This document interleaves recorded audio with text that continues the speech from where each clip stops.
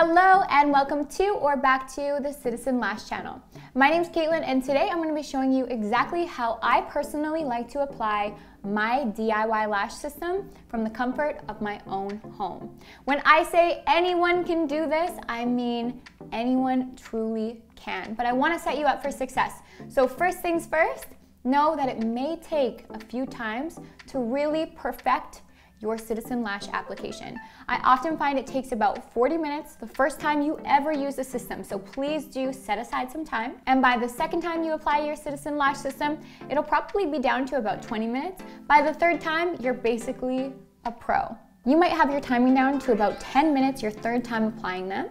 And then from there on, it can be as fast as 2 to 3 minutes. That's where I'm currently at with applying my DIY lash system. But please do know it does take time and practice. And that is what this video is all about, learning how to perfect application so that you can have the most time efficient and longest lasting wear out of your DIY lash system.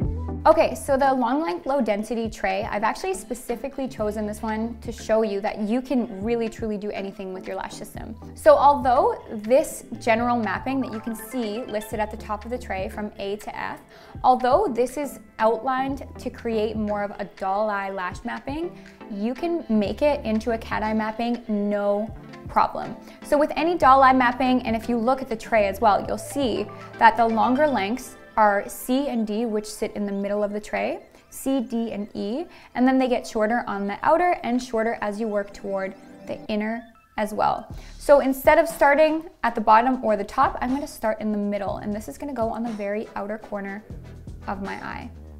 Before you even get into applying your DIY lash system, firstly decide how you want your lashes to look. So today I'm working with the long length, low density lashes. So this tray, for example, it comes A, B, C, D, E, and F, and it goes shortest into longest in the middle, back down to shorter on the outer corner. That's gonna create a doll or open eye type look, but you can make this into a cat eye, a half set, literally anything you want. If you have questions about that, please do let us know. And if you've already ordered our Citizen Lashes, you will have received a pamphlet. It looks like this, and if you open it up, you'll see all the different lash types that we offer here, as well as other mappings that you can use to create unique looks. So keep this. This will show you some ways that you can get creative, but truly guys, there's no right or wrong. You can create whatever you want. If you want other videos as well, like how to create a half set or a video on how we like to manipulate our lashes, please do comment below and we will happily send you some. Also follow our socials, Instagram, TikTok, and of course, YouTube. Okay, so outside of deciding what you want to do, let's get into application. So there's lots to know about this, but I promise you, like I said, it does come fast. So first things first, highly recommend using your Citizen Lash tweezer. The reason why I suggest this tweezer, and know that if you don't have it, don't panic, you can still put the lashes on, it just might be a little trickier. But the Citizen Lash tweezer has been specifically designed with you in mind. So we've designed it with this curvature here. This curvature is actually built to go over your nose so that you have more stability when placing your DIY lashes on the inner corner. So you can legitimately rest the tweezer on the bridge of your nose so that you can get to the inner corner. If you're shaky, it's a lot harder to put your lashes on. So know that you can rest it on the bridge of your nose. You can also use a finger for stability. That will be helpful so that you have more control over where you're placing your lashes, because it is really important to place them correctly. Otherwise, you'll end up with glue on your top lashes or bottom lashes or getting in your eye, and it's honestly just not nice having that experience. So stability is key. Next up, application. So it all starts with picking up your lash effectively. So you have multiple options here. Some people like to apply the glue on the base of the fan when it sits in the tray. That is totally fine, but be careful, because if you get glue on your tweezer, then it's gonna be way harder for your tweezer to release the lash and allow it to stick to your natural lashes. So we wanna be careful that we're not grabbing our fan close to where we've placed our glue if you're gonna place your glue on the base of the fan while it's sitting in the tray. A lot of people find in the beginning it's easier to put the glue on the base of the lash fan, the exposed base, especially if you're putting it underneath the natural lash line. You can put it on the top or underneath. If you place your lashes underneath the lash line, this can often look best. It looks more natural, your natural lashes aren't exposed. On that note, if you have downturned natural lashes that grow down into your point of vision, an eyelash curler is definitely a must-have if you want the lashes to be placed beneath the natural lash line. Think about it. Our extensions are a little bit curled, and your natural lashes, if they're pointing down into the point of vision, then it's kind of getting in the way for us to make that bottom connection. So by curling your natural lashes first, application will be much more seamless. Now I know I've said you can put your glue on while the lash sits in the tray, that's fine, but be careful and grip at the tip of your fan instead of close to the base, because if you get glue on the base of your tweezers, it's gonna be a lot harder to release the lash once you make the connection to your natural lash, because the glue will want to hold the lash fan onto the tweezers instead of releasing it onto your natural lashes.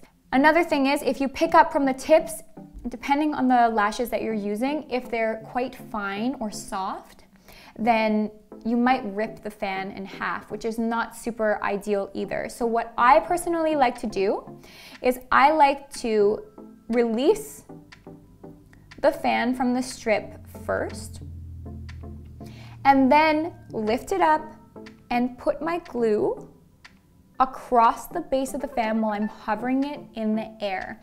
Another reason why I like to do this is because it's not as wasteful with my glue, because if I'm to do it in the tray, some of the glue will get lost through the lash fan and actually just sit on the lash strip instead of actually sitting on the base of your lash. So if you find that you have poor retention with these and you want them to last longer, it could be that you just don't have enough glue on the base, and the culprit might just be that you put the glue on when it's sitting in the tray. From here, let your glue get a little bit tacky. I like to wave my fan in the air. If I'm working with connection adhesive, we do have two different kinds here. We have connection adhesive, which is white but dries clear, a lot more forgiving, a very good beginner lash glue. We also have our black adhesive, and this one is a lot less forgiving, but it really holds well and is a black glue, so it looks a lot darker at the base.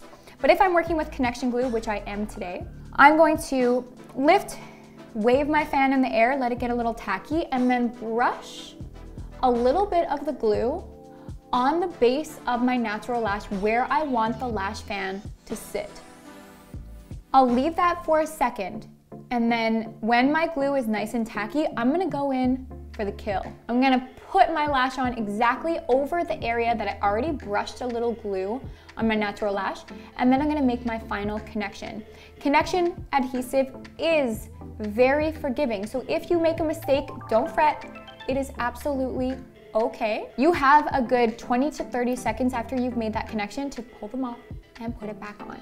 Again, I've even gone through my whole eye and have realized that I didn't like the way that it looks, and I've taken them all off, and it's been no stress to my natural lashes. That's the beauty of connection adhesive. It's also sensitive and hypoallergenic. So if you're someone who has a sensitivity or allergy to traditional lash extensions, or you just have sensitive eyes as a whole, this glue is definitely the glue for you. These can also be applied as a lash extension service for beauty professionals, hairstylists, makeup artists, wax techs, literally lash artists, you name it. It's such a great upsell if you are a beauty professional, because a lot of people don't feel comfortable doing this and learning this system themselves. So if you're a beauty professional, you can totally teach them and add this on as a service in your salon. Okay, another note on connection. So we're placing, but we're not placing the lash band on our waterline. If you look closely here, you want to place it on your natural lashes, as snug to the waterline as you can make it, but without actually on the waterline. If you get it on the waterline, you're likely going to end up with glue in your eyes or on the bottom lashes, which will kind of stick your lashes together. So be careful of that. Also make sure that your fan is nice and parallel to your lash line. If you have it angled and a corner of the lash fan is poking into your waterline and the other corner is lifted up, this could create a messy look. With that said, you can do this with strategy if you want a corner to look a little higher. Let's say you want a cat eye look, you want to start manipulating the placement of your fan to create a certain aesthetic, that's fine. But in the beginning, I suggest getting used to the system first. So parallel to your lash line is key. This will just bring the shape to life. You can totally play later once you get the hang of the system. Next up, we've got one lash placed. Hooray, we did it. And then from there, it's time to place the next lash. So you have options here.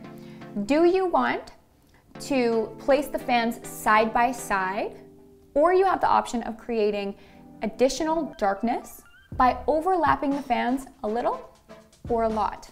Again, totally up to you. There's no right or wrong here. Play around with each. But if you're placing them side by side, they should be touching, because otherwise you can end up with little gaps across the lash line, which we're trying to avoid. So touching, and again, staying parallel to that lash line will help them all look cohesive, like one full lash line instead of having spaces across the lash line. But don't worry, in the beginning, if you have spaces, it's okay. You can take your minis afterwards and you can fill in those spaces. So don't put too much stress on making it perfect your first time around. You will get there. So I'm gonna just overlap a little bit. This is my preferred technique, especially when working with lighter fans like I am today. So by overlapping just the tiniest amount, I can create extra softness. It's not gonna look as rigid across the lash line. So this is definitely a good go-to. And just continue that pattern until you cover the whole eye. I will say, I'm showing on one eye right now, but I like to go back and forth between the two eyes, especially if I am manipulating my mapping in any way. The reason why is because it'll create more symmetry. If you place a lash on the outer corner on your right eye, then a lash on the outer corner on your left eye, and continue in that pattern across the eye, then you're more likely to create the same effect on both eyes. So that's a really important note as well. If you look closely out here, the glue is starting to dry. I did use Connection, which is the white glue. So it started white, it's starting to dry out here, looking more clear, and it's still a little bit light in here. So it'll take a couple minutes to fully cure. But if you're someone who wants their lashes to last for up to 5 days without removal, I highly recommend our sealant. The sealant goes on the base of the lashes where you've made the connection. No need to waste it on the top of the lashes.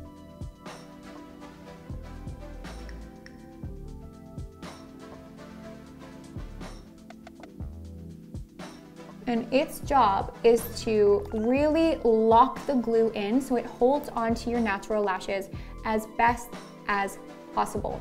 If you are someone who's like, you know what, I don't care, I only want my lashes to last for 1 day, I want to remove them every night, put on new lashes, you can still follow this exact technique that I just showed you. Or if you don't want to purchase a remover, then you will want to put mascara, not waterproof, but regular mascara, beneath the DIY lashes before you put them on. Why you start with mascara is because then you can use any makeup remover that you would use to remove the mascara, and it will take your DIY lashes off with it. So that's only for those who want only 1 day wear. Again, remover is much more effective. Our remover, you do have to shake it though. Our remover is incredible. You put it on your lashes, you just brush it onto your lash line and they will just come right off. Residue-free, pain-free, tear-free. It's definitely an important product if you want to keep your lashes healthy and you want to wear them for multiple days or without mascara beneath your lashes. Now that the lash set is technically complete, we now have to really solidify that bond. So I keep coming back to that, but it is really important. So we can either take our tweezers and sandwich the base of the lashes in. Don't do this immediately after you put the lashes on if you're not sealing the lashes. The reason why is because they will still be sticky for at least 5 to 10 minutes if you don't seal the lashes. So if you choose not to get a sealant, that's okay, but just do this a little bit later. Don't do it immediately because your lashes will either stick to your fingers or to the tweezers. But you can either take the tweezers and sandwich the lashes into your natural lashes, just like this. We are going to be coming out with a tweezer that's specifically designed for this so that you don't have to worry about cleaning your tweezers after as well. But for now, you can use your Citizen tweezers or your finger.